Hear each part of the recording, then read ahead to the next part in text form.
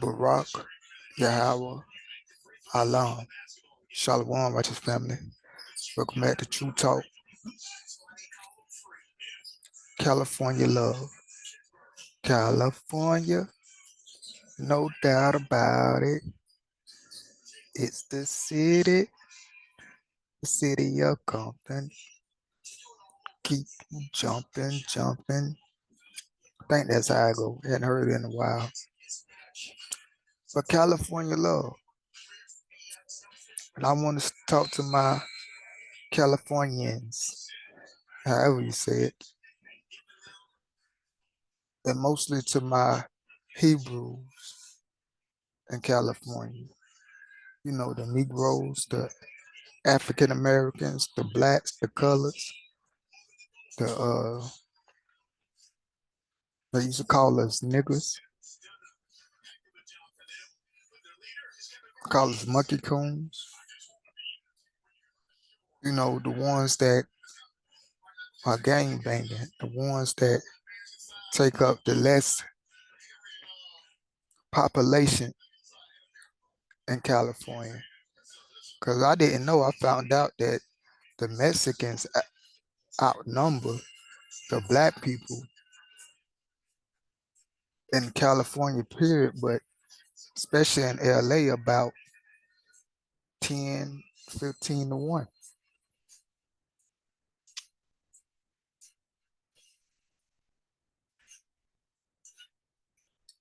Now, I want to speak from love.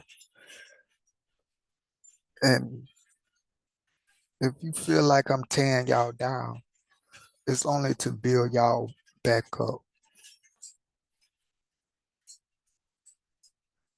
stronger and better, if you know what I mean.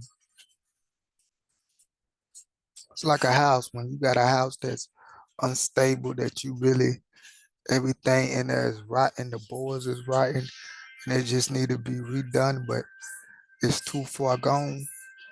Just go ahead and tear it down and build up a new house.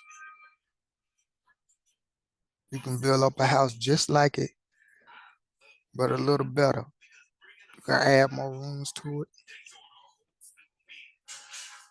or extra flow, whatever you want to do to it. But first, we got to deal with this rotten, toe down house.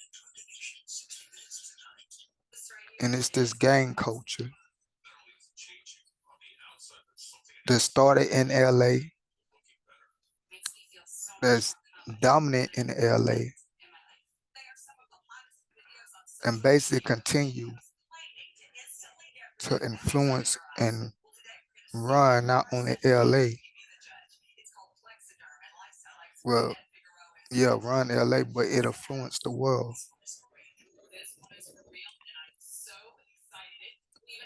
And some people are proud of that, that now there's Bloods and Crips all over America, even got, Bloods and Crips in England and other parts of the world, and they proud of that, California started, everybody copying us. And they say it with pride, like that's something to be proud of. But when you ain't had nothing or got nothing or feel like you ain't that, sometimes you be proud of some of the foolish things, you know, because our people, we are not a cursed people, but we up under a curse. Deuteronomy 28, Deuteronomy 31. Read Jeremiah, Isaiah, and understand that because of our disobedience and our breaking of the law, there's a reason why we can be so low but so great and even influence the world like we do.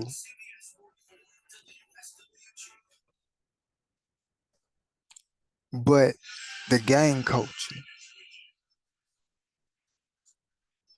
you know, I don't know too much about California, but I want to just center on LA for a second because everybody talk about LA, and LA is always in the spotlight saying, before you go to LA, you got to check in. Nowhere else in no other city where you got to check in. And if you notice, it's only the brothers and rap stars, those young black Hebrews that's rap, and other black men, they're the ones that got to check in. The white folks ain't got to check in. They go on vacation, they have a good time, they do what they want. And I know this because I remember a story. Uh, a Hebrew man was telling a story about when he was in high school. I think he was from Texas or something, but they had a tournament out there in LA with the basketball team. And he had a black coach, and they went to the hotel room. And of course, the team was dominated with, had a couple of white players, but it was dominated with Hebrew brothers, with, you know, young black young men. And the coach told them, make sure you don't leave the hotel room. And he was saying because of their outfit, there was something about that outfit. I don't know if it was the color or the words, that the coach was scared that some idiot, instead of seeing these young men as high school basketball players, take offense of the color or uniform they got on and end up killing one of them for nothing. And the coach didn't want that on his hand. So he was like, yeah, man, when we went to LA, we had to stay inside. Our coach wouldn't let us go nowhere. And there was a white boy, a white man sitting beside him. And the white man said, yeah, that's crazy. We also went to LA for a little sports tournament. And I can't remember if it was soccer or baseball. I want to say like it was soccer or something, but I'm not sure. But he was on a team that was dominated by Caucasian men, Caucasian young boys. And he was like, man, we had a good time in LA. He was like, we went everywhere. He was like, he was like, man, I know some of the parts that we went in, we probably shouldn't have been in looking back. But he was like, we was young, we was out there having fun. And, yeah, nothing happened to him. So the young black men had to stay in when they went to LA. But the white people, they got to roam around, feel free, not have to worry about being gunned down. And I want to point this out because nobody likes a bully. LA, California. I'm gonna just let you know, nobody like a bully. And how y'all coming off is as bully. Everybody always talk about, oh, LA politics is different. LA game politics is different. When you come down here, you gotta move a certain way. And if you don't move a certain way, you can lose your life. There's nothing to be proud of. That's being a bully. And it's usually to our black men. The white dudes don't have to move a certain way, or the Mexicans or the Latinos, anybody. It's us. And then they have these little things where they say, well, you banned from LA. You can't come back to LA. And usually it's some young black Hebrew rapper that they say, you banned. You can't come back. You can't come back to the city. I forgot the latest young dude that they claim couldn't come back to LA. And I'm like, man, LA, it's coming off like a bully. Where's this California love? What, you know what I'm saying? Where's this love for your fallen brothers? And a lot of our people are so programmed, so damaged that they don't see people. Some of them don't see other people outside of LA as brothers. They see them as strangers. Hell, they don't see other brothers that live in LA or in California that may live in a different area or a different part of the city. They even see them as strangers and enemies instead of brothers.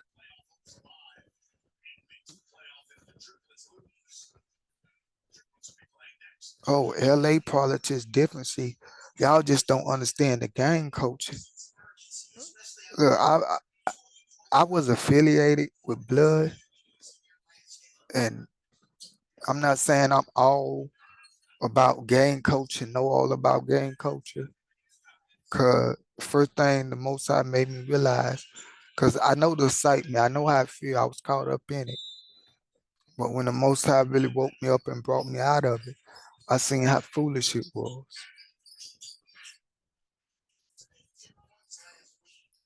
But it ain't the fact that we don't that it's different that we don't know about LA gang culture, the gang culture and the gang politics is different. Yeah, we know. And that's the issue because it's coming off as being a bully. And a lot of times these gang bangers, they don't own no block. They talking about you can't come to LA, you can't come to this part and that part.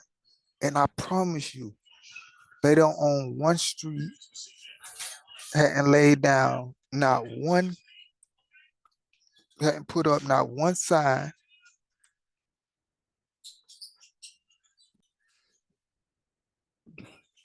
Excuse me, but yeah, you hadn't put up not one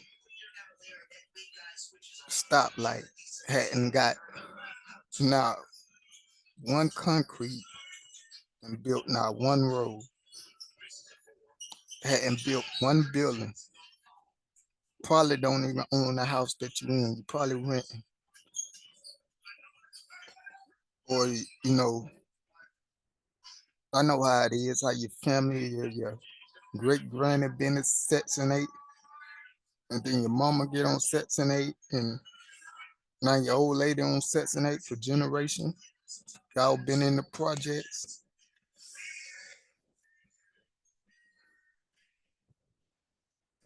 But then you want to talk about my city, my block. You can't come back here like you own something. You don't own nothing. If you own something, why don't you put your people on? Why y'all in the streets banging? The saddest thing is to see an old cat banging, an OG. An OG, it should be mandatory that when you become 35 and older, that you should put that flag up. You're too grown to be banging. It's one thing when you're a kid and you caught up in that life, but when I was a kid, I thought as a kid. But when I became a man, I put childish things away and I behaved and thought as a man.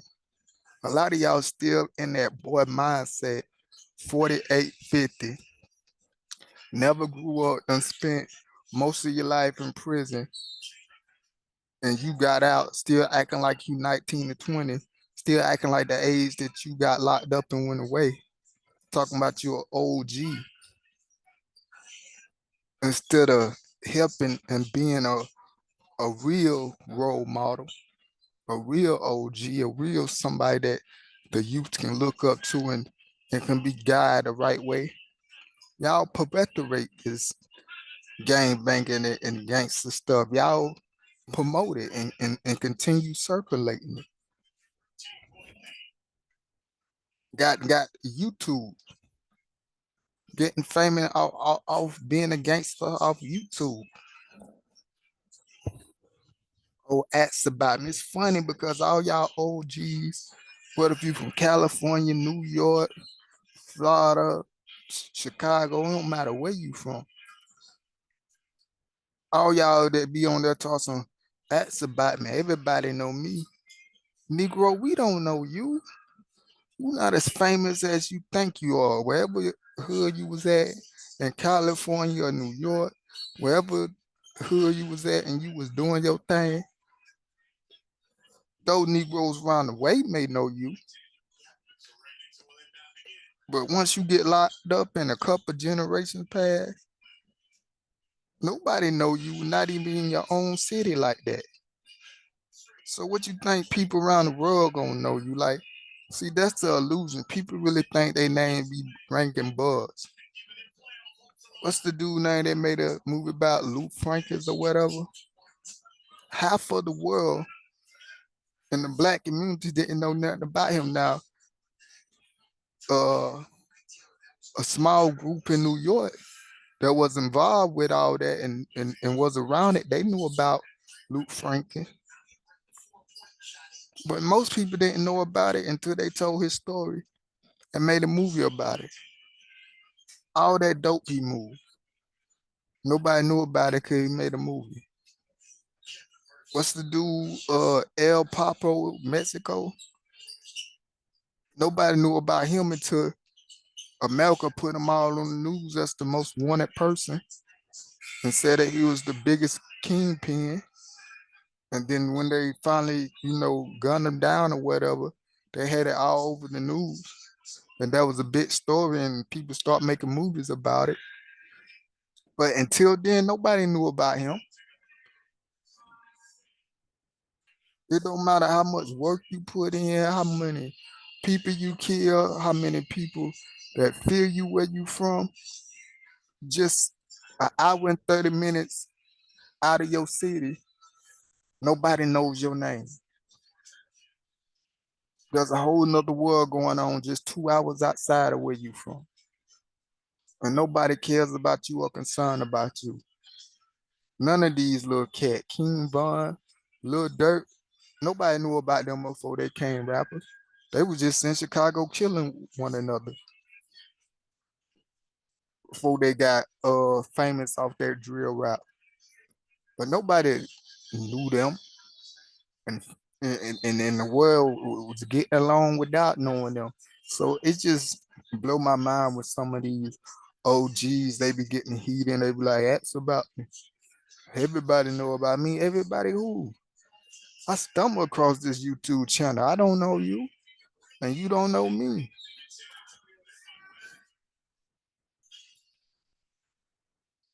But I'm gonna tell you this: I do love you. I love you enough to tell you the truth. See, this whole thing is all about. It's the most careless thing to me. And when somebody say, "I can't get out the game," or "It's impossible to get out the game once you join," what? That shows you their mindset. That shows you how debilitated they is, how crippled they is, how much not of a man there is. Yeah, I'm not saying they won't bust somebody head or kill somebody, but you still weak as a man. Because as a man, I can change my mind anytime I want. I don't feel nobody but the Most High. This is the definition. What it means, I don't feel nobody but the Most High. There ain't no man alive that can tell me I can't change my mind and not do something that I don't want to do. These Negro act like this is God law himself. Once you get in, you can't get out. Who said that? Did the Most High said it? If the Most High said it, and it ain't written in stone, I'm not holding to what some man say. Oh, I can't get out. I wish a nigga would tell me I can't get out. I can't. Oh, okay, watch and see. And then come with the smoke because I'm ready to die for my manhood and die for smoke, die for what I believe. That's how they know the cow. So you talking about you would die for this and die for that, but if you don't stand for nothing, you'll fall for anything. These Negroes would die for stupid stuff, but when it really comes to standing on business, they're cowards. Oh, once you put the flag up, you can never put it down. Says who?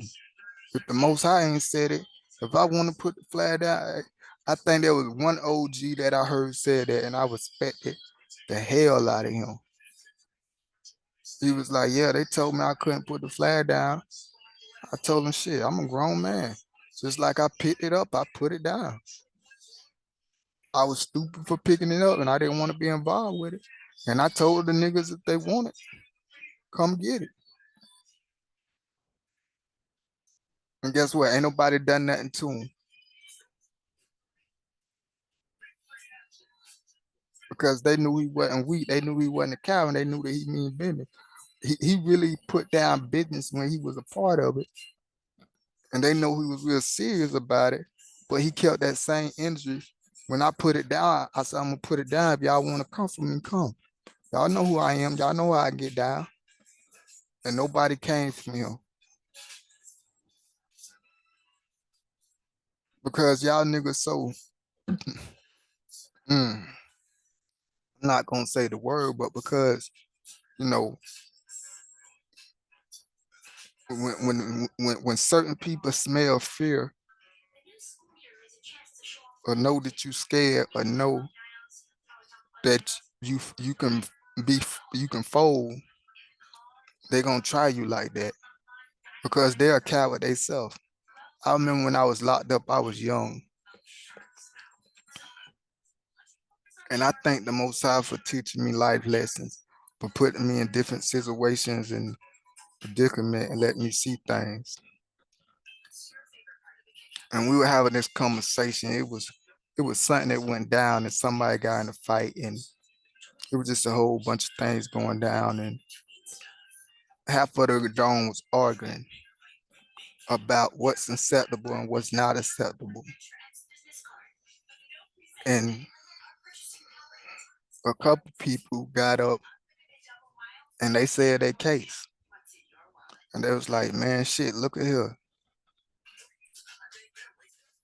Only the strong survive. The weak get divided. If you weak in here, you're gonna get divided. If we smell any fear, you're gonna get devoured.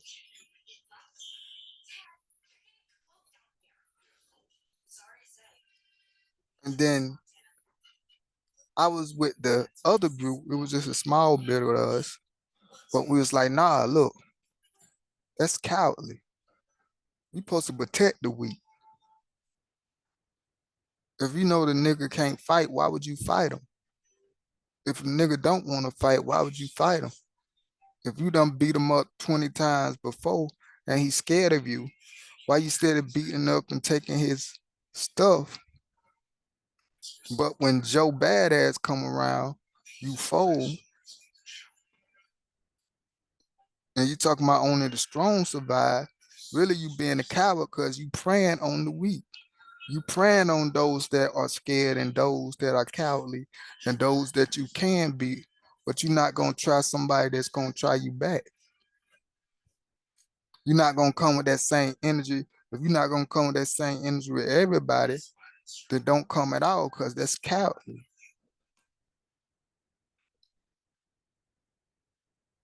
And I was like, and it took me a minute. I was thinking about that. And after we had this little conversation, I would think about it all night.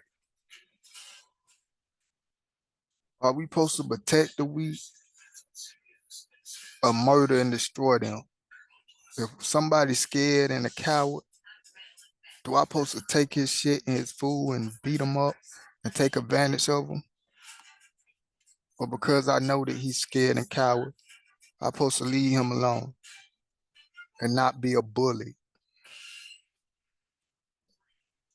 And I made up my mind that night that I didn't want to be a bully.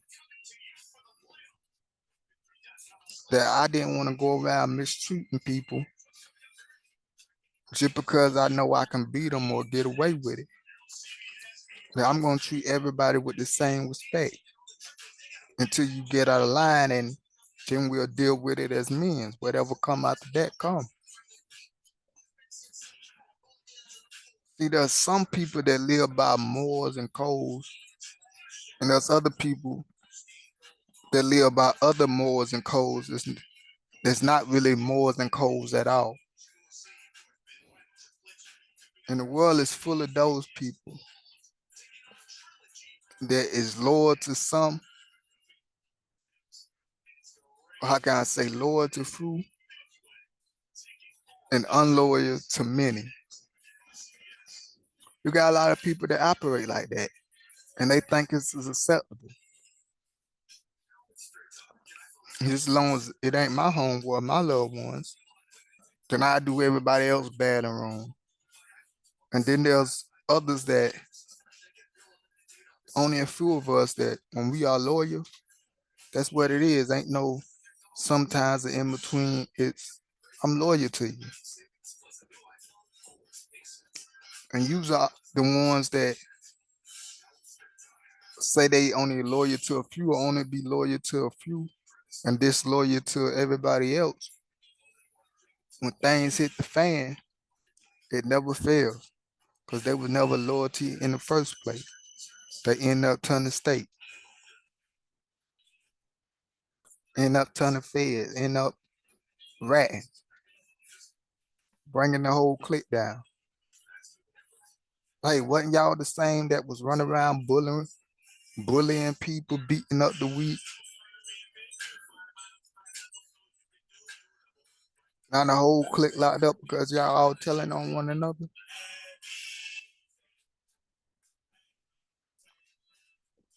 Messiah said you will know them by their fruits. Real recognize real, and a lot of us don't understand what real is. And real is being righteous. If I can give you a simple form, that's what real is. Real is being righteous. But yeah, nobody likes a bully. And LA is coming off like a bully right now. With all this, you gotta check in and telling certain rappers they can't come to LA no more. And it ain't no doubt that it ain't like I think that y'all won't do nothing. Or, the people that say, oh, you don't check in, something gonna happen. Or if I tell you don't come to LA and you come, something gonna happen. I give it a 50-50 chance that something might happen. That's not the issue. That's not the subject if something gonna happen or not. The topic is why it's even discussion. Why does no other city, Chicago, Atlanta, New York, Florida, no other city or state move like that but California? And it's not a proud thing, it's a bully thing. And like I said, when you take notice, it's only to their own people. It's only to Hebrew rappers.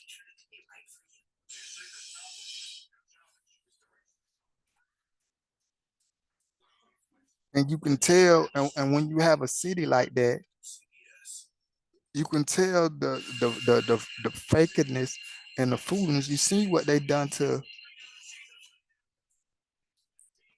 what name was Nipsey. That's the environment you'll create. Oh man, they killed him in his own city, in front of his own store. But that's what y'all breathing. Punks, bullies, killers, people that don't have no honor. Checking in is not having honor. Telling people they can't come to a city that you don't own, that you hadn't laid in the concrete. because of a disagreement they may have with somebody you know, that's not respectable and honorable.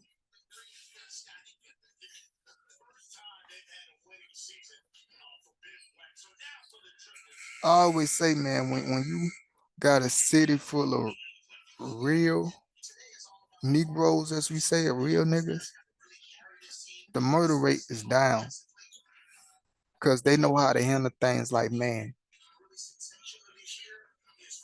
And when there is a homicide, it's really because of something.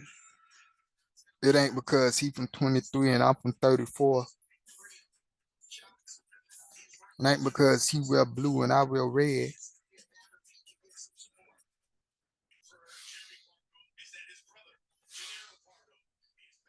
But when your city got a high crime rate, you know all the OGs and everybody there is not real. That's creating an environment like that. You know, nobody's leading the youth the right way. So if there is some OGs, some real OGs, not all fake OGs that still want to gang bang and be the main one telling people they can't come back to your city, like White's 100, ain't he about 50? Like, what we doing? Is these the people y'all prop up? These y'all OGs?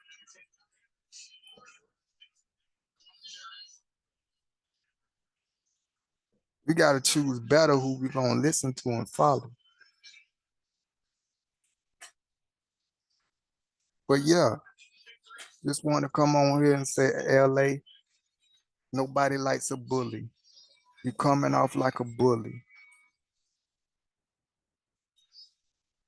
We want to see that real California love. We want to see love for our people. We want to see our people rise. We want our people to be able to go to any city, anywhere, and be safe and be connected without have to check in. Just because I'm a black man and you see me, that's enough to let you know not to hurt me.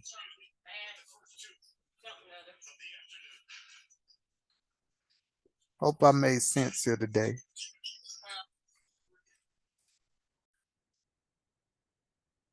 And as always, let y'all be true and every man be a lie. Till next time, Shalom.